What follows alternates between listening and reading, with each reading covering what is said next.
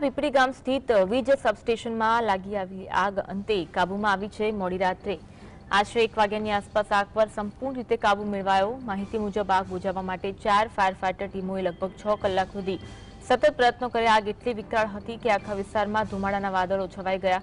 સદનસીબે ઘટનામાં કોઈ જાનહાનિ થઈ નથી। જો કે સબસ્ટેશનના સાધનો અને માળખાને મોટું નુકસાન થયું હોવાનું જાણવા મળે છે। આગનું ચોક્કસ કારણ હજુ સુધી બહાર આવ્યું નથી અને તંત્ર દ્વારા તપાસ હાથ ધરવામાં આવી છે। આજ અંગે વધુ વાત કરીશું। સંવાદદાતા રવિ ફોનલાઈન પર જોડાયા છે। રવિ, આગ અંગે માહિતી આપશો। બિલકુલ જે પ્રકારે વાત કરીએ તો ગત મોડી સાંજે કહી શકાય કે પીપળી ગામ પાસે આવેલા જે પીપળી ગામ સબ ડિવિઝન છે તેમાં અચાનક આગ છે ત્યાં આગ લાગવા કે દૂર સુધી ગોટા છે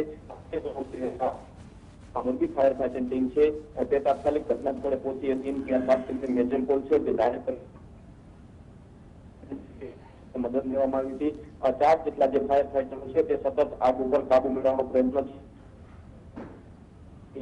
જે આગ લાગી હતી તે રાત્રે 1 વાગ્યાની આસપાસ છે તે સંપૂર્ણ રીતે કાબુમાં છે તે કાબુ મેળવ્યો હતો। 4 ફાયર ફાઇટર લગભગ 6 કલાકની જહેમત બાદ આ જે આગ છે તે આગ ઉપર કાબુ મેળવવામાં આવ્યો હતો। સમગ્ર ઘટનાક્રમમાં કોઈ જાનહાનિ છે તે નથી થઈ, પરંતુ જે સબ ડિવિઝન છે તેમાં મોટું નુકસાન છે તે નુકસાન થયું છે। જી આભાર માહિતી આપવા માટે।